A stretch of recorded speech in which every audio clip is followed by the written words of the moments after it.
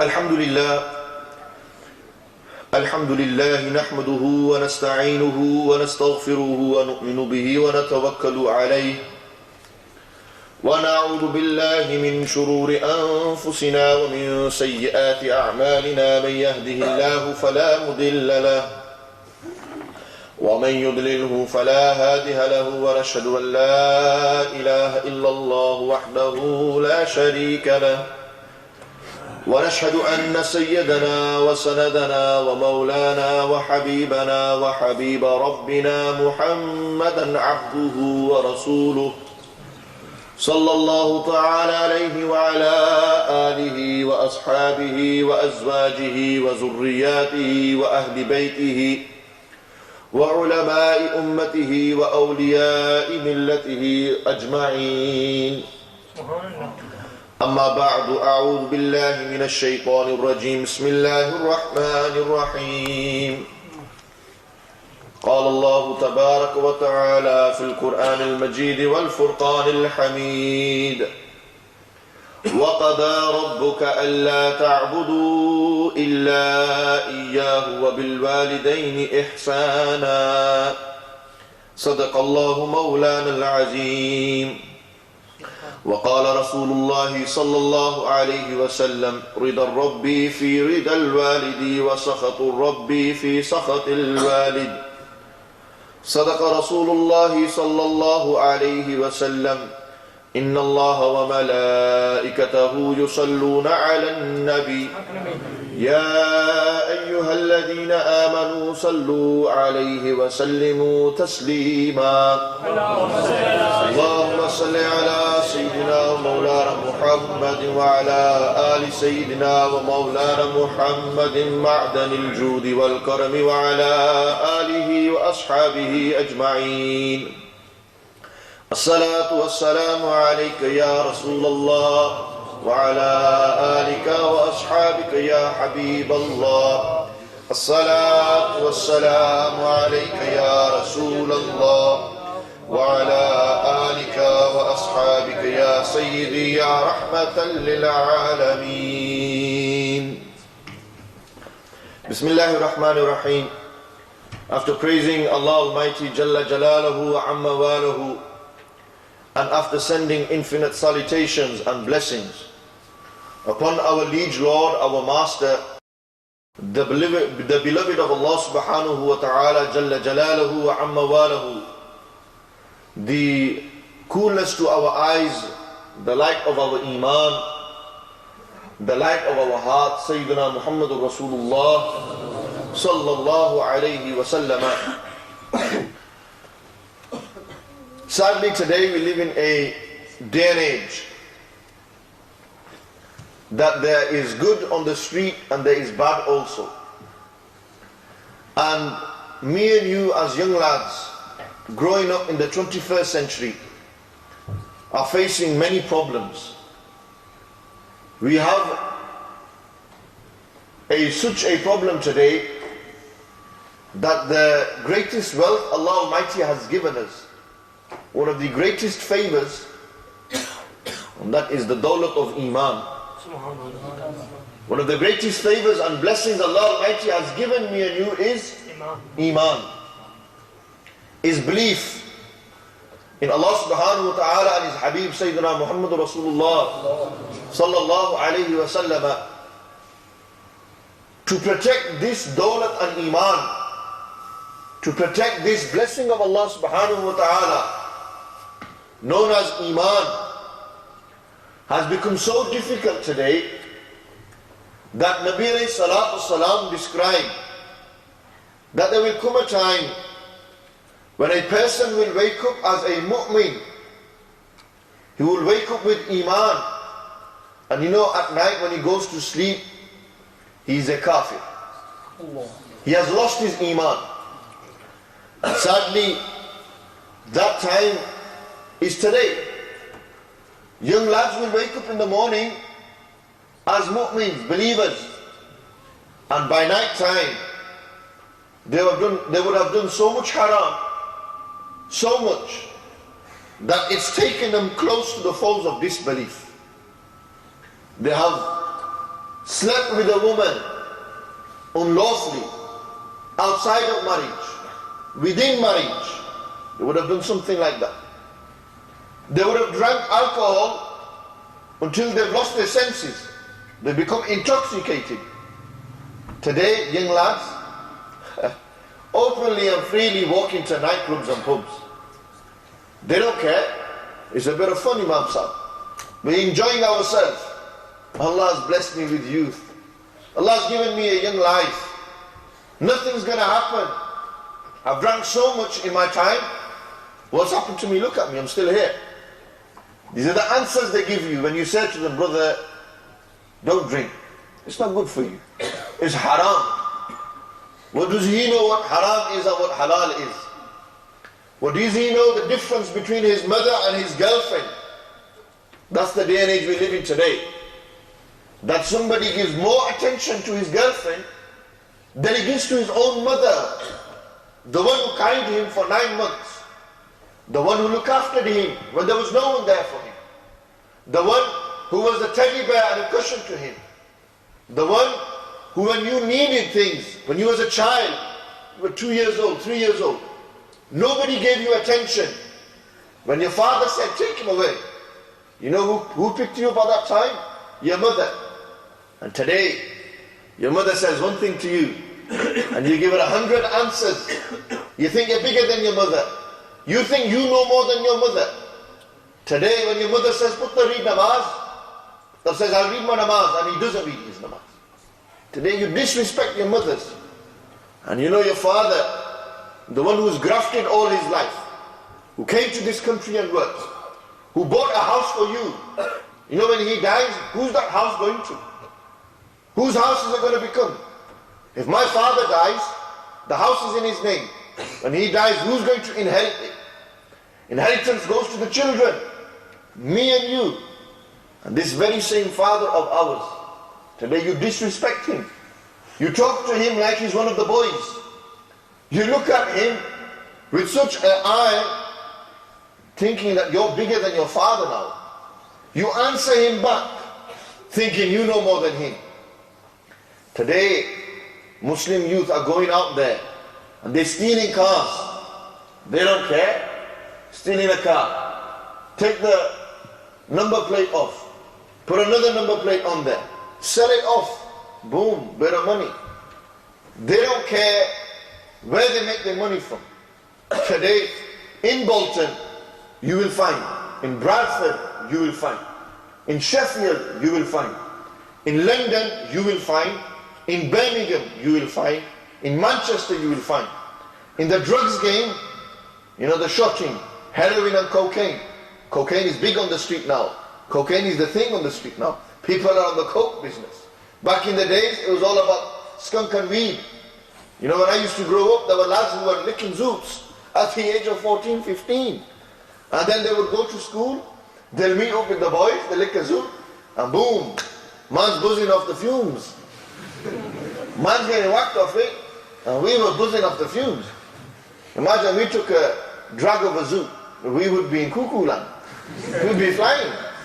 The man would be thinking, yeah, you're seeing colours on that. Today, Muslim youth, Muslims, when it comes to the drugs game, we're up there. We're number one in the drugs game. Today, go to Bradford, look at the state of Bradford. You see 22-year-olds driving around in Mercs. You see 22-year-olds driving around in X5s. 22 years old and the brother's driving an X5. When did he get insurance on an X5 at the age of 22? Maulana Harun Sahab, another ulama, all their life they've been working. And now they've just about got a car at the age of 40, 50. 22 years old, man's driving a Merc. He's driving a Beamer, M3, M5. He's driving these big boy cars, you know, the ones where there's respect. Nissan Skylines. Saying that, I've not seen a Skyline in Bolton or Bradford. Very rarely have I seen. In London you see them. You see it. The young lad, when he grows up, he thinks he's going to be a bad boy. He wants to be a gangster, wants to be known on the street. You know what? He has certain hairstyles because he looks cool. He wears certain clothes because he looks cool. He has to have a girlfriend just to look cool.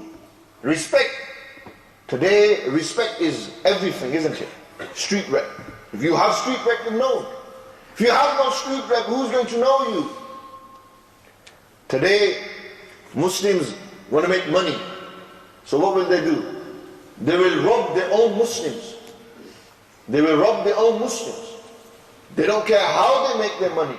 Whether it's selling drugs, whether it's insurance fraud, whether it's doing interest with banks, they don't care. Yeah, this is, gotta get rich, Imam Sahib. We only live once, Imam Sahib. We only live once. You speak to him, he says we only live once. Brother, you're a Muslim. I mentioned this many a time in my speech. Muslims don't live once, they will always live twice. They will live once in this world, then there's another world waiting for them. And what you do in this world will affect that world. It's still you, but this world is called Darul Amal. This world that you live in right now, you know, this is the world where you plow the seeds, you harvest, you irrigate the land, and then you let it grow, and then you think, this plant has grown, it's in its prime, it's got all the energy, but one day everything will have to die, and only Allah will remain. And then Allah Almighty will give life to that plant again. Allah Almighty will give life to me and you again, and Allah subhanahu wa ta'ala is going to ask you, right, how did you live your life? What did you do? You know, it's amazing in a hadith of the Prophet sallallahu alayhi wa sallam. Nabi alayhi salatu wasalam said that on the day of judgment, you know, the Qiyamah, the day you will have to stand in front of Allah subhanahu wa ta'ala, you will be reckoned, you will be asked about the dealings you did. You will be asked about where did you earn your money from. Today, nobody cares. Muslim youth don't care where they earn their money from. Yeah, Imam Sahib, got to get rich, man. If I ain't got money, nobody's going to respect me. Imam Sahib, I've got to pay my mortgage off. I've got kids to feed. You heard that track? When notorious B.I.G., Biggie Smalls, what does he say in one of the tracks? I got kids to feed. Nobody, I don't listen to him. But he says that. He says, I got kids to feed. And he talks about how he earns money in life. Those youth today, we've grown up listening to this type of music, these rap stars, pop stars. My question to you is, this Tupac and Biggie that the youth today idolize, look up to, these pop stars, the Mayweathers, the 50 cents, the ones who flash the money, tell me, when they die, who's going to remember them? Who's going to remember them? Which Tupac and Biggie is remembered today? What respect do they leave? What role model have you got today? These are all the issues, not all, but some of the issues that me and you as Muslim youth are facing today. We're growing up in the West, in the 21st century. We live in the era of technology, the era of ultimate freedom and independence. We live in that day and age where you can say what you like and get away with it. Today's freedom of speech. We live in this time, this day and age. These are problems that Muslim youth, and not only Muslim youth, but youth of all faiths and communities. You know, the Christians, they are facing the same problem. The Hindus, they face the same problem. The Sikhs face the same problem. The white man faces the problem in his house. The black man faces the problem. The Pakistani man faces the problem. Everyone is facing this problem. Do you think Pakistanis are only the drug dealers? Do you think Pakistanis are the only drug dealers? We're Pakistani, that's why we only see that. Drug dealers, you know, the Turks, the Chinese, the Jamaicans. You go down south, you will see they have big crews in certain areas. These men are known. They have respect. Undercover, nightclubs, pubs, own them, selling them, shotting them. Yeah, making money. So these are problems that we are facing. But my aim for the wider community, but more for my own Muslim brothers and sisters. I worry about my own Muslim brothers and sisters. I think that if this is the state that we are in now, in 40 years' time, where are we going to be? You know, these young lads here, in 40 years, they'll be doing worse things than what me and you are doing today. Look, 40 years ago, you walk on the streets of Bolton, you will never see a Muslim man hand in hand with a Muslim girl. Rarely would you see that. And if you're seeing that, what would happen? The people would frown on him. They would publicly shame him. Move 40 years forward in mine and your time. Look at it. Go into town centre in Bolton. Go into the colleges and universities. Muslim boy will walk hand in hand with a Muslim girl. There's no problem in that.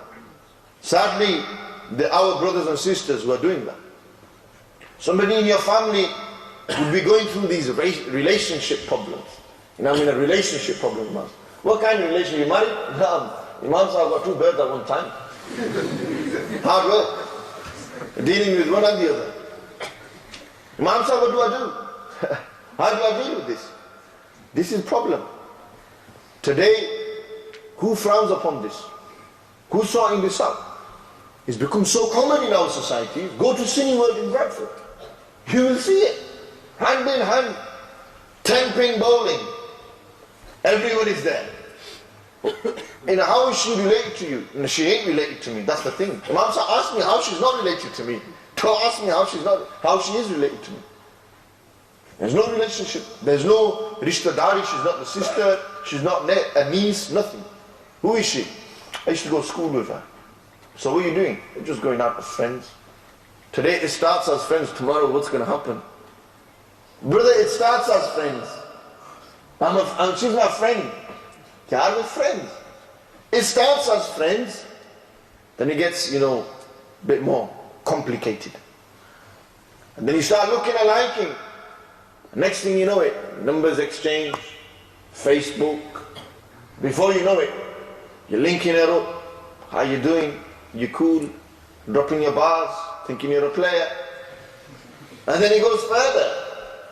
You link up, you meet up. You're regularly meeting up. You're taking her out for meals. Hi, go on, Romeo. You're taking her out for meals. Romeo, that's what he is, he's Romeo. He's taking her out for meals. Pulls up in his sick whip and that. Nice car. If he's a gentleman, he'll open the door for her. He said, Bismillah. I don't think he'd say Bismillah, but yeah. That's what happens. He'll be going there, and next thing you know it, the feelings start to grow. Oh, you know what? I think we should get married. During that time, when he's going through this relationship problem, there's something that talks to him. If he's from a religious family, if he has some iman inside him, you know that iman says, don't do it, bro. Don't do it. This is not good for you, man. What if you get caught? You're worried about getting caught by people. You're not worried about getting caught by Allah subhanahu wa ta'ala. You're worried what people will say. You're worried about what people will say. So you will try utmost to keep it behind closed doors. You will try your utmost so nobody finds out. Brother, if you like somebody and you feel that she is marriage material, or vice versa, a girl likes a guy, this might sound bad. This might sound revolutionary. But go and tell your mother and father. Go speak to them. Say, look, I'm facing this problem. Sadly, our parents, they have not moved with today's time. You expect your daughter to go to school and you think she's not going to talk to someone. You must be joking, brother. Yar, we live in the 21st century. There's freedom here. She's going to a free mixed school. What's she going to do? Keep her head down all the time? A guy comes up to her. A girl, not every girl, not every single sister out there is like this. But you get a few who will give the attention. You will get a few who want the attention, and then you'll get the few who don't want nothing. When I say few here, meaning thousands, millions, it doesn't mean few as in 2, 3. I'm talking in general. I don't want nobody to misquote me. Today, sadly, people are misquoting what I said. They pick a few and they look at that, he's targeting here. Just generally look at the state. Look at outlook. Look at the current state of our community and society. Look at how it's working. And our parents, they know this is haqiqat, this is reality, this is what's happening. But they're oblivious. They choose to push it under the carpet. Their son's a drug dealer. The man's out there dealing. Father's getting money at home. Father knows my putter's a drug dealer. Father knows what's my son doing at 12 o'clock at night out there. What shops open at this time? The only shops that are open at that time are called nightclubs, shaitan shops. They go shaitan shopping. That's what they do. Satan shopping. That's the only shops that are open at night time. You know, night was created for you to sleeping. You know, for the gangster, night's created for the chill. For them, the night is the chill time. When there's nobody out there, you can go do what you want. You're walking to the center, town center, and boom, you got the car, you're slicked up, you got your hair done up, the mobile, the bling bling's on, Jummah night, Friday night, going out, Imam Sahib, Friday night. You know, the Friday is a blessed day, the day of Jummah. The same brother, will you see him at Jummah time? Possibly. The same brother, you'll see him in the nightclub. And what does he do? Freely takes a sip of vodka, freely takes a few Jack Daniels. He'll do all that. Yeah, trying it out, Imam Sahib. No harm in that. He takes a few booze, liquor. When he's done that, then he'll start licking a few zoots, smoking a few zoots. See the boys, munchy time, go eat. What shops open again at that time? You know, shall I tell you the state of Muslims, Allahu Akbar. The brother will say pork is haram. Brother say pork is haram. Eating swine is haram. But drinking alcohol is halal for him. They will say, yaar pork khana haram hai. This is najaiz, this is haram khana, this is not good. On the other hand, since when sharab become halal? Yaar, why don't try pork out as well? If you think sharab is fine, if you act like it's fine, then why not pork? No, that's haram. Allah, but just as you think that's haram, then so is alcohol, yaar. So is alcohol. إنما الخمر والميسر والأنصاب والأزلام رجس من عمل الشيطان فاجتنبوه لعلكم تفلحون. Allah Almighty in the Quran said, "O you who believe, O people of Iman," again go back to the key word, which is Iman. O you who have Iman, إنما الخمر والميسر. You know, gambling.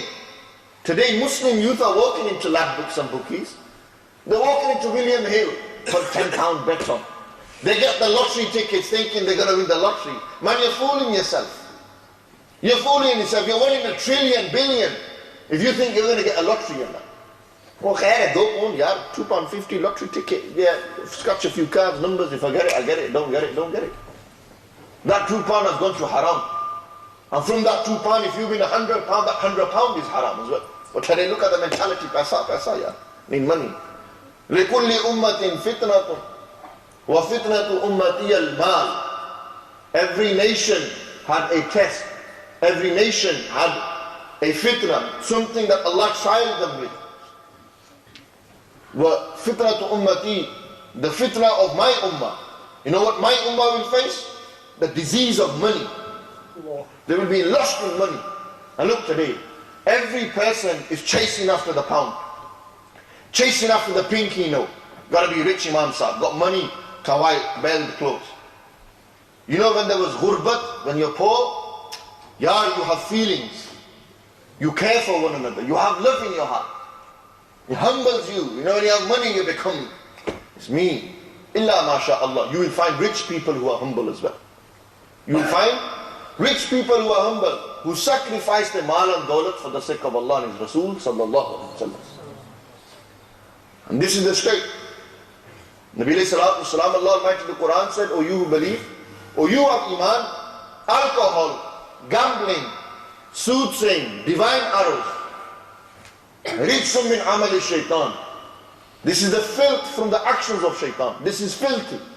It's haram. And then Allah Almighty clearly commanded us that fajtanibu, stay away from it. People of Iman, stay away from alcohol. People of Iman, don't go near alcohol. لَعَلَّكُمْ تُفْلِحُونَ, so that you may be successful. So you may be falah, successful. Today, look at our state. Look at the way we are going. A Muslim, a mu'min, somebody who has Iman, though the Iman has weakened, decreased, openly drinks. It's cool, Imam Sahib. You live in this country and you have to be one of them, so you've got to try everything out. My brothers and sisters, those of you who have been there, done that, make the change. Do your tawbah to Allah subhanahu wa ta'ala. Allah Almighty is most forgiving. He will forgive every sin. Illa shirk. Allah Almighty will forgive everything. This guna and the sins that you have done, cry to Allah to forgive you. Brother, this day, this world, the day and age we live in, life is short. You could die any minute. Imagine you was to die. You was to die in a state you were sinning. Nabi alayhi salatu salam said, at the time when a robber is stealing or robbing somebody, Iman is lifted from him. He has no Iman in his heart. At the time a believer, a mu'min, a Muslim commits a zina, sleeps with someone, outside of marriage, inside of marriage, at that time he has no Iman inside him. When a person drinks alcohol and put drugs in there as well, when he smokes drugs, at that time, when he's smoking and drinking alcohol, he has no Iman inside him. Nabi sallallahu alaihi wasallam said, it's as if Iman is like a shirt on his body and he's taking his shirt off. That's how he's taken Iman off. And you know, when he becomes sober and finished the haram act, then Iman comes into his heart. Just for one moment, imagine. Just for one moment, think. You were drinking alcohol and you were drunk. In that state, you was to die. Did you die as a mu'min? Did you die with Iman? What if you don't get into soberness? What if you die there?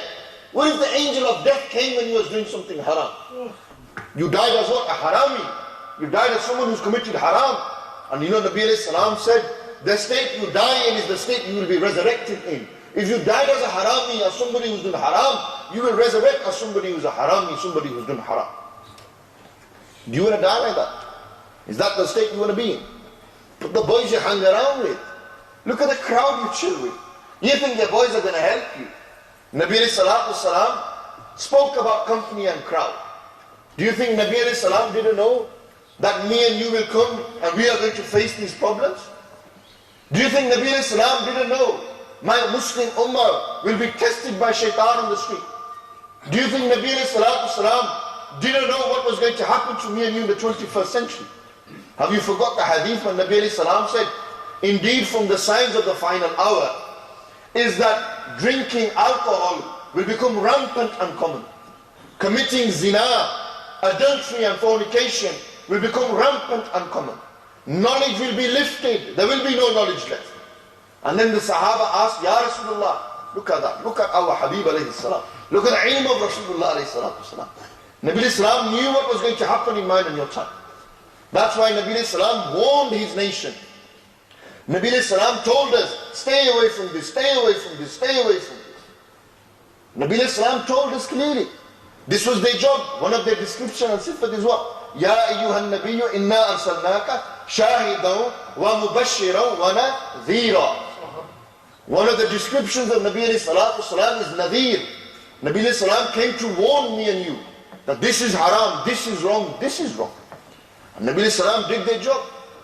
They told their nation and ummah, this is haram for you, don't do this.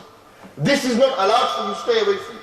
Whenever somebody from his community did something that was not allowed, that was made an example for the rest of mankind. Islam is not a religion that only came 1400 years ago and was for that time. Islam is a universal religion. Islam is a universal religion. The Quran is a universal book. And our Nabi is a universal Nabi.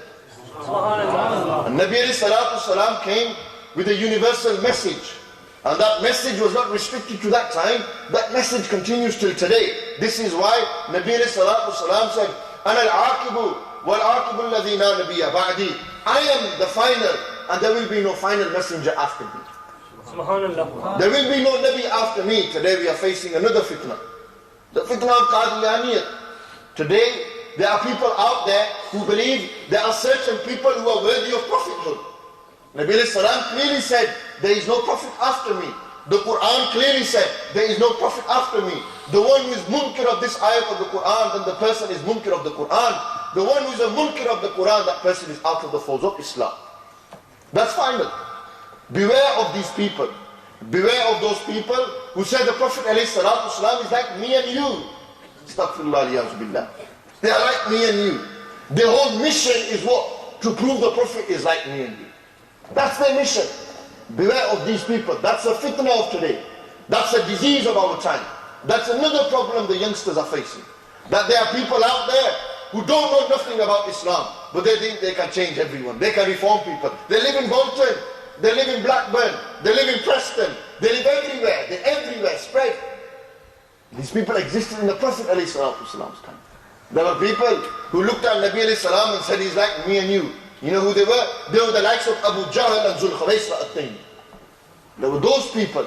And then there was those people who said Nabi alayhi salam isn't like me and you. And they were Abu Bakr Siddiq and Ali Sher Khuda. We are from the crew and we are from the group of Sayyidina Abu Bakr Siddiq and Hazrat Ali Sher Khuda. We are from that group. We are from the group that we say, we understand ayyukum mithli, who is like me. So beware of that fitna as well.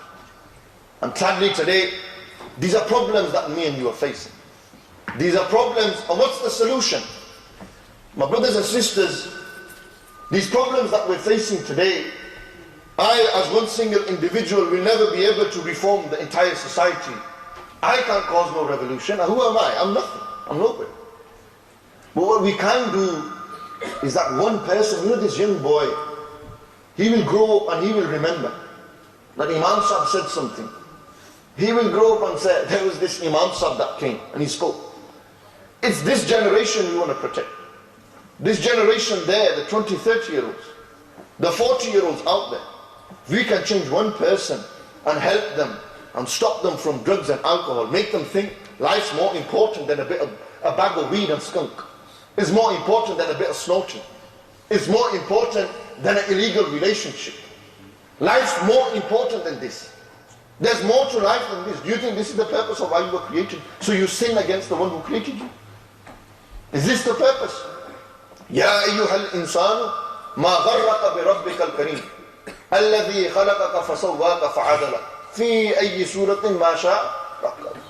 Allah Almighty said it clearly. O man, what has deceived you from your Lord?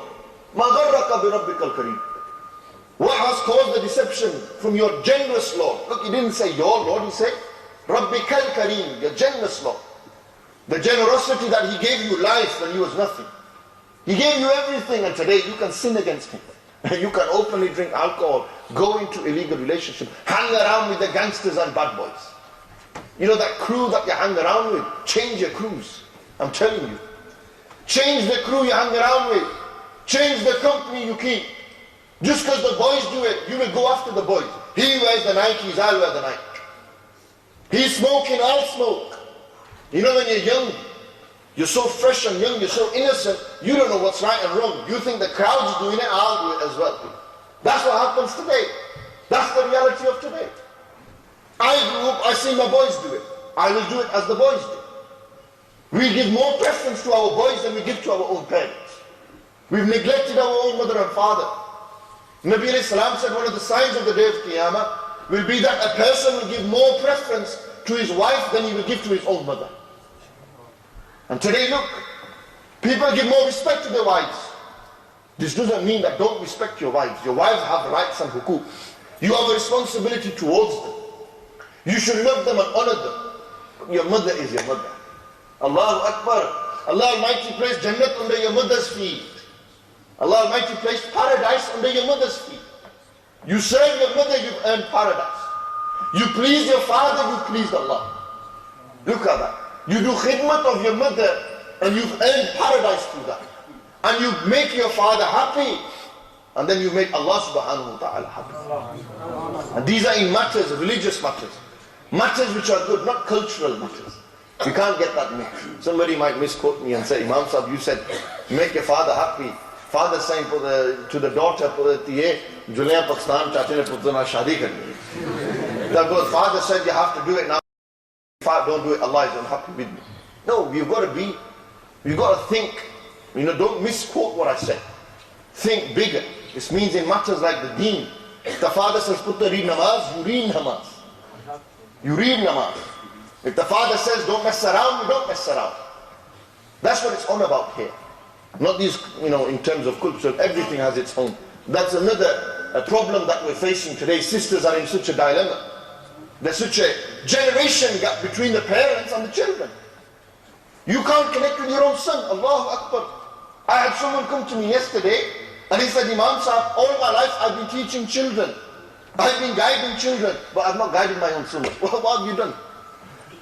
What was further on you was to guide your own son. You neglected him and you went to others. You had work on your home. Allah Almighty said, Ya ayyuhalladhina amanu qu anfusakum wa ahlikum nar. O you who have iman, protect yourself and your family from the hellfire. Who are we protecting? What are we protecting? We protect ourselves, we neglect our family. Kullukum ra'in wa kullukum mas'ulun an ra'iyatihi. Each and every one of you is a shepherd. A man of responsibility is a shepherd. And he will be asked about his flock. Allah Almighty will question him about his flock. Allah Almighty will question him about his family. A father will be asked about his children. The mother will be asked about his children. The imam will be asked about his muqtadiyun. Haqiqat. Kullukum ra'in wa kullukum mas'ulun an ra'iyatihi. Nabi Islam said each and every one of you is a shepherd and each and every one of you will be asked about your flock. And what are we doing? Today, fathers are neglecting their daughters and what their daughters want. Fathers and parents are neglecting their children. And it's not just fathers and parents rejecting their children. Children are rejecting their parents as well. It's not one way, it's two way now. Sadly, this is what we've got to. Live with today's time, live in the modern era, but don't become too modern. Don't go too ahead of time. And don't be too backward. Find the balance. Find the balance in between. And when you find a balance, when there's no balance, there's an imbalance, what happens? Things start to go wrong. One side's heavy, one side's weak. When you find the balance, everything is good, smooth. That's why Nabi Islam said, Khayrul umuri awsatuha. The best actions are the ones that are done moderately, simple. Those that are made simple. Today we want complication. That's the state that we're in. Youth like the thrill. They like the pleasure. They like the attention. Every man wants to be known. And they want to be known for the wrong things. Today people want to be known for the wrong things. How many of you want to be known as a haji? How many of you want to be known as a musalli, a person who reads salah? How many of you want to be known as a charitable person, a person who gives charity? You've neglected the good things and you've adopted the bad things. You want to be known on the street because the society we live in, attention is given to the gangsters, the bad boys, the pop stars, the footballers. This is what attention is given to football, the religion. Today young lads are growing up aspiring to be like footballers. Today young lads are growing up aspiring to be like pop stars. They want to go on X Factor and all these things. Britain's got talent. What talent? The guy can do a bit of break dancing. What a talent. On Qiyamah, are you going to break dance? Tell me. Yaar, be talented in your deen. Be someone who sings the praise of Rasulullah. Be someone who's become a qari of the Quran. He can recite the word of Allah subhanahu wa ta'ala with beauty, mesmerizing people's hearts with his tilawah. Become somebody like that. What is these? These things are temporary, yaar. They're for this world. We are Muslims, we believe in another world. Prepare for that world. And when you prepare for that world is Darul Jaza. That's the world where you will get the reward. You will reap the reward of what you plowed into the ground in the dunya. You will find the rewards there. And when you've got the reward, everything's looking cushy and good. Everything is looking swell. Then Allah Almighty says, what to the people? The angels, take him to Jannatul Firdaus.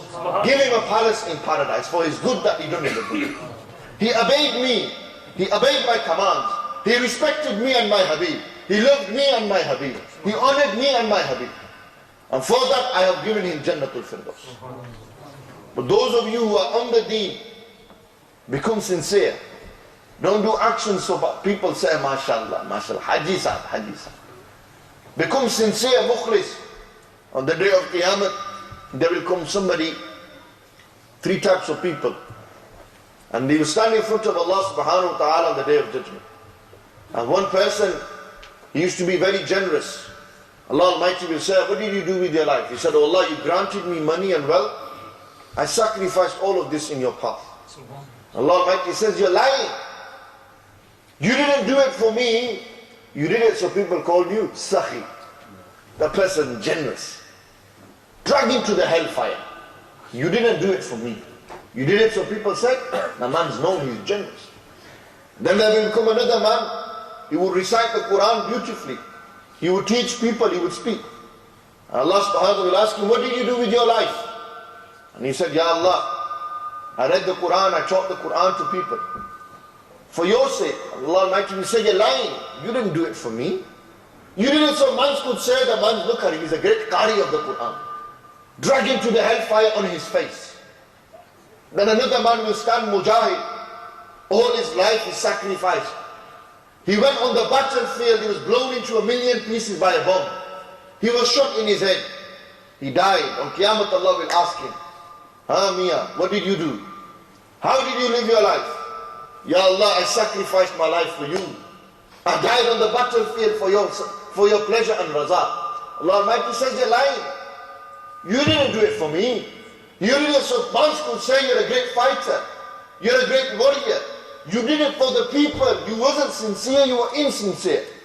Allah Almighty will say, drag him to the hellfire on his face. Brothers and sisters, these were 3 people who did good deeds. Ya Allah Almighty is going to ask me and you, what did you do? I was a baghead. I was an alcoholic. I used to sleep around. I used to steal money.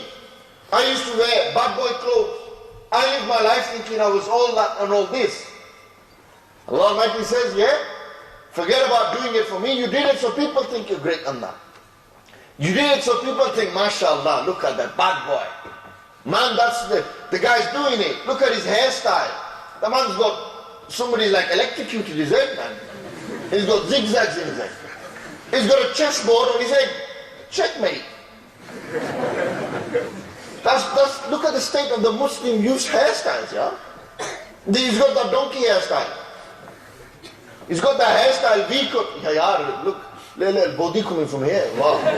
Yeah, baat. Man sab, fashion. If everyone was walking around naked, would you walk around naked? You wouldn't, would you? Why? You have some sharm o haya, have some more sharm o haya. You know, the sharm factor, the decency factor, that's just, boom, shut down. There's less decency left in our people. There's not much decency. And decency, we generally tend to attribute to sisters. Modesty. Yes, modesty is a big aspect of a sister's life. But Hazrat, modesty is a big aspect of a man's life as well. And who are the most modesty? A role model for me and you. Somebody we can look up to. He lived in the Prophet ﷺ's time. His name was Hazrat Usman.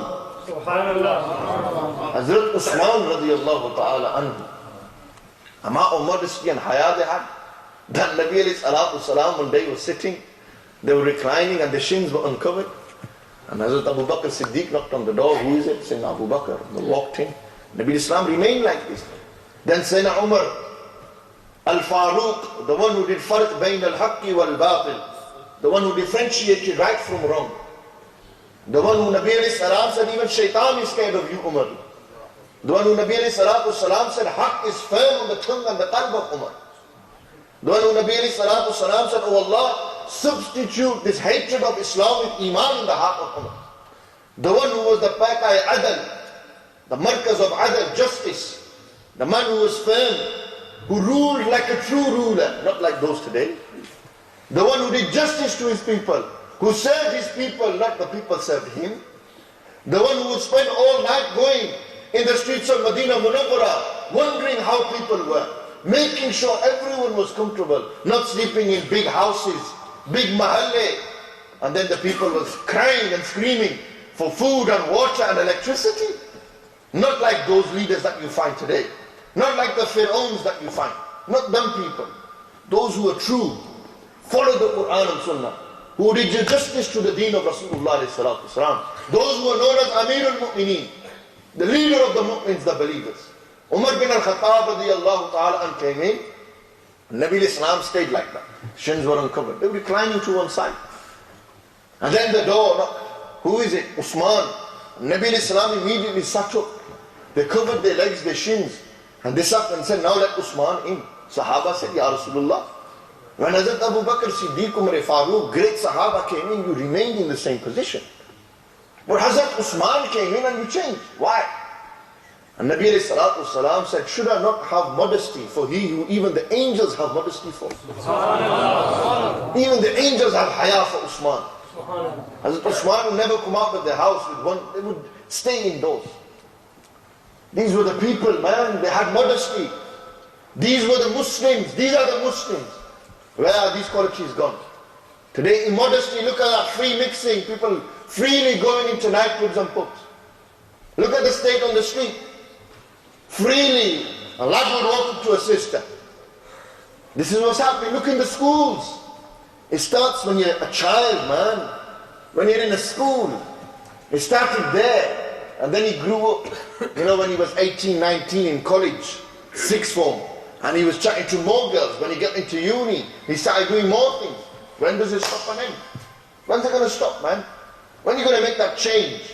When are you going to stop doing all this and becoming a better Muslim? Just imagine, death is hanging over your head any minute, any time.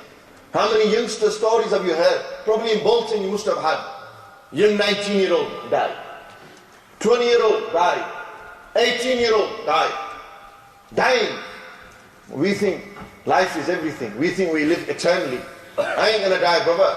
How do you know you're not going to go sleep? You might never wake up again. How do you know? How do you know? Who can promise me that? Who can tell me if he goes to sleep he'll wake up in the morning? You can't say that. Who can tell me if I walk out of this room I'm not going to die? Think and live your life like this and you will see you'll stop sinning. Nabi sallallahu alaihi wasallam said, do you want to know what cuts off the desire? You know, the ego, the desires? أَكْثِرُوا مِنْ ذِكْرِ هَازِمِ اللَّذَّاتِ. Nabi sallallahu said, continue, do the dhikr, remember, remind yourself of the things that cuts off the desires. You know, the ego, the desire of talking to someone, sleeping around, drinking alcohol, doing haram, doing ghibat, looking at haram, listening to haram. How do you stop this? The Sahaba asked, Ya Rasulullah, what is this thing? What's this thing that will stop this thing that's always against us, our ego and desire? And Nabi alayhi salatu wasalam said, Maut. Zikrul Maut. Think of death and everything will end there. Life will come out of you there and then. Yar, one day I'm going to die. One day I will have to stand in front of Allah. I will have to show my face to Rasulullah sallallahu alaihi wasallam. What face will I show to them sallallahu alaihi wasallam? How will it be? These are questions we need to ask ourselves. We need to change our lives. Bring the change now. Brothers and sisters, the reward that you will get as a young lad reading namaz, you won't get when you're old. When you're old, shaitan's not going to attack you. You're old now, brother. You got wrinkles on your face. Your back stands to bend. You're walking stick. Who's going to look at you like that? You know, when you're young and you have fair and lovely on your face, you have these creams and you look good, then everyone looks at you. And despite all that, despite the looks in your favor, money and wealth in your favor, health in your favor, All of these things are in your favor. Despite all that, you know what he says? I'm a 20-year-old lad, I'm going to read my namaz. I'm going to hang around with the boys. These are the people that I want to hang around with. These are the good people that will take me to paradise. These are the people who will take me and I will get to see Allah subhanahu wa ta'ala. These are the people who will benefit me and my children when I will grow. This is the mentality that you need to have now. Change it. If you change your life, the people around you will change. If you're the leader of your gang, you change. If they're true followers of yours, they will change. If you're a leader of the gang and they're true followers, they will change. They will follow you. Listen, you know, Aki's changed on that. Look at that man, Aki was a bad boy. He used to do everything. He made the change. Why can't we do it, yeah? That's what happens. It's incentive. It incites, yeah, you know what? It's true, man. The geezer's done it. The guy's done it, I can do it. How many of us think like this? This is what we need. We need to start thinking like this. Changing. You change your life slowly, then slowly your family, and that's it. It's a knock-on effect. And people will. When you embody the love of Allah and His Rasul, the Sunnah of Rasulullah sallallahu alaihi wasallam, people will run towards you. They yearn for you, man. They follow you. They say, I want to be like him. Because he's like the Prophet sallallahu alaihi wasallam and the companions. He wants to embody them. So inshallah I will end my speech here. May Allah subhanahu wa ta'ala give us tawfiq. This was more a reflection, a speech to reflect on the current state that we are in. Make tawbah to Allah. Sit here, make sincere intention to change, to become better people, better Muslims. And inshallah the next time I shall return, that's if I'm invited. Inshallah. Next time we will continue this journey throughout life on how we Muslims living in the 21st century, the problems and issues facing me and you, and what the solutions are and how we can tackle that. May Allah Almighty give us all tawfiq to act upon what I said. Allah forgive us all for our major and minor sins. Allah Almighty shower His khas rahmat and aman sakoon into our lives. Allah subhanahu wa ta'ala remove all the difficulties from our lives. Allah Almighty make us firm believers in Islam and Iman. Allah Almighty give us tawfiq to have the ziyarat of Rasulullah sallallahu alayhi wa sallam. أقول قولي هذا أستغفر الله لي ولكم وآخر دعوانا عن الحمد لله رب العالمين. جزاكم الله خير. السلام عليكم ورحمة الله وبركاته.